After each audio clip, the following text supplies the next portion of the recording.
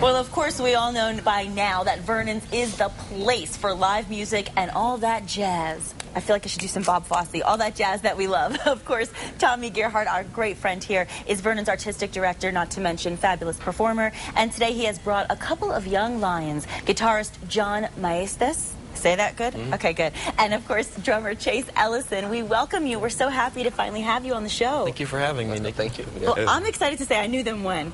Well, you've known him for a little bit. I've known him, but I will one day look back and say, yeah, they were on our show. That's right. That's right, and that is the hopes. I mean, today is a perfect day because it feels like you're in the East Coast. Sure. In the jazz tradition that, you know, is still running pretty rampant. But we have our own little oasis here in New Mexico. So we have a couple guys that, one, Chase, who's traveled around, has played with some jazz legends such as John Hendricks, the great John Hendricks, and, really? And some local guys like Bobby Shue and, of course, Doug Lawrence. Mm-hmm. And then you got John, who's, you know, done his share of traveling in Chicago and had some school at the Berklee School of Music in Boston. But they're back here playing and trying to cultivate their crafts and doing great. That's fantastic. Doing really great. Yes. So, okay, so how long have you been doing? Have you been drumming all your life, or is this something you started as a kid? Yeah, I started as a kid. I was about 9 years old when I started playing drums and got into it, and then eventually I heard jazz, and you know, it caught me, and I wanted to play this music, and that's how it started for me. Really? Yeah. And what about you, John? Well, I did band when I was in middle school back in the day, and then I didn't start playing guitar until I was 13. Really? And yeah, my grandpa actually one day gave me a guitar. We were like being really bored and watching him watch golf. It's just horrible. Yes. And he said, you know, come here in the back room, I want to show you something. And he pulled out this dusty trash bag with a guitar in it. Oh, wow. And then I kept with it, just stuck with it since then. He died a few months later, but I've always stuck with it since then. You carried it on. I think he's doing a great job of carrying it on. I mean, talk about a guy with a lot of skill and a lot to say artistically, and I'm personally very curious to see what you come up with in the future. And he has some really nice projects that he's working on with some other musicians. What are some of the projects you have going on right now? Well, I'm in a couple of groups right now. Okay. One of them is a group that's kind of like a I guess a co-led group. It's just a collective. It's called Humoso. Okay. And it includes myself, Asher Barreras on bass, Enrique Chavez on drums, and Aaron Lovato on tenor sax. Oh, wow. Where will you be playing? We're going to be playing actually this Thursday at St. Clair Winery. Oh, very cool. Then, a Brazilian band, Jackie Zamora's Brazilian Quintet, and a couple other just subbing here and there in some different bands. And we're going to play with a different quartet at Vernons on Friday night. That's going to be very cool. So there's a lot of different things. One of the things I love so much about Vernons, and Tommy and I have talked about this a lot, is that it's not just a local place for, I mean, we talk about it all the time. Worldwide, well-renowned, known professional musicians are coming to Vernons to play.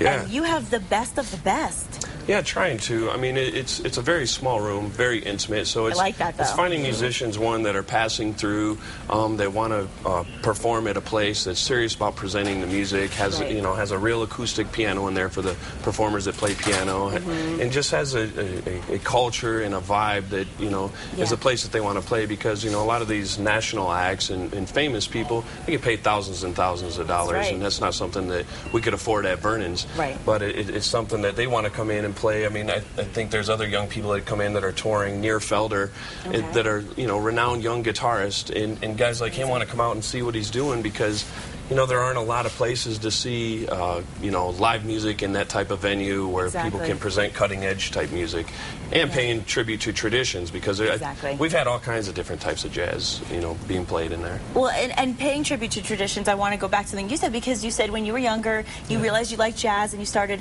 and I think that's such a good message and such a good example, because today, I mean, we listen to music and there's a lot of, this is just my opinion, but there's a lot that's lacking, I think. When you get to that throwback, you realize just what music really was all about and how we need to bring it back.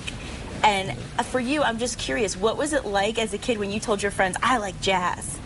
Well, it was just something, I don't know, they liked it too, and all the friends people I hung out with, they liked it, and it's just a tradition we have to carry on, and it's America's art form. Just like baseball and jazz, that's what that's our thing.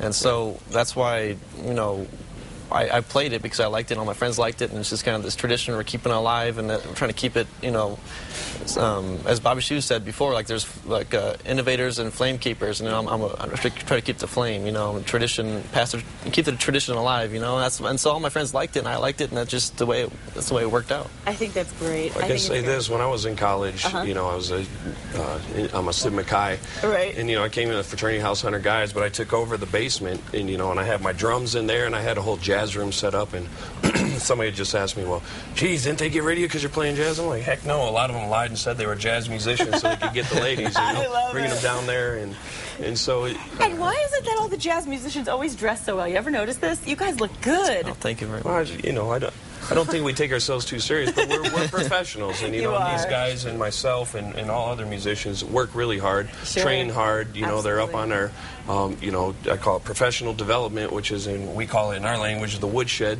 I like that. And you know, going out and working every day and trying to get better and trying to come up with new ideas and be creative. So, well, of course, we are going to show you how you can be privy to the brilliant music that we are talking about right now by going, of course, to Vernons Jazz Club, 6855 4th Street Northwest in Los Ranchos.